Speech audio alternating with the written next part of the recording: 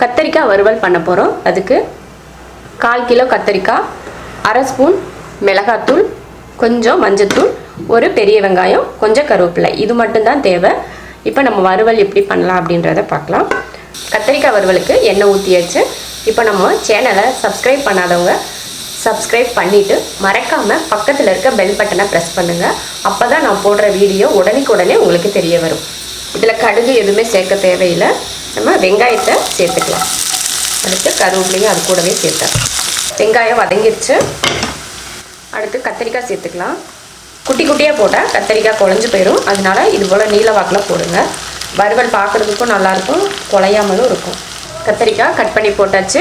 தேவையான உப்பு சேர்த்துக்கலாம். மஞ்சத்தூள் சேர்த்துக்கலாம்.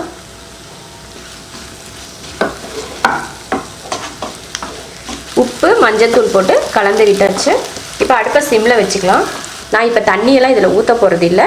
நான் அப்படியே சிம்மில் வச்சு மூடி வைக்க போகிறேன். அப்பப்போ எடுத்து நம்ம கிளறி விட்டுக்கிட்டே இருந்தாலே வெந்துடும். கத்தரிக்காய் ரொம்ப சீக்கிரம் வேகக்கூடிய காய் இது, அதனால தண்ணி ஊற்ற தேவையில்லை.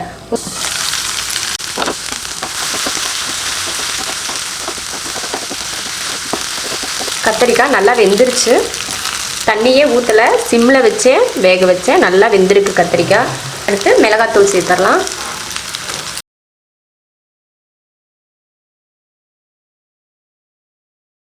மிளகாத்தூள் போட்டு கலந்து விட்டாச்சு. மறுபடியும் கொஞ்சம் மூடி வச்சிடலாம். சிம்மில் தான் வச்சுருக்கணும் அடுப்பு, இல்லைன்னா மிளகாத்தூள் போட்டதுக்கு கருகும், காரம் அடிக்கும் வெளியில். மூடி வச்சுருக்கேன்.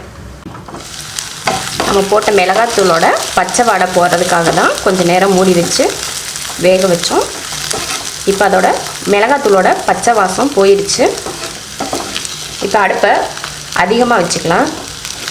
அவ்வளோதான், கத்தரிக்காய் வறுவல் ரெடி ஆயிடுச்சு. தயிர் சாதம், பருப்பு குழம்பு, சாம்பார், காரக்குழம்பு, ரசம், இதுக்கெல்லாம் சைடிஷாக வச்சுக்கிறதுக்கு சூப்பராக இருக்கும் கத்தரிக்காய் வறுவல். நீங்களும் இது போல் கத்தரிக்காய் வறுவல் ட்ரை பண்ணி பாருங்கள். பிடிச்சிருந்தா லைக் பண்ணுங்கள். மற்றவங்களும் பார்க்கணுன்னு நினச்சிங்கன்னா ஷேர் பண்ணுங்கள். மறக்காமல் சப்ஸ்கிரைப் பண்ணிவிட்டு பக்கத்தில் இருக்க பெல் பட்டனை ப்ரெஸ் பண்ணுங்கள். நன்றி.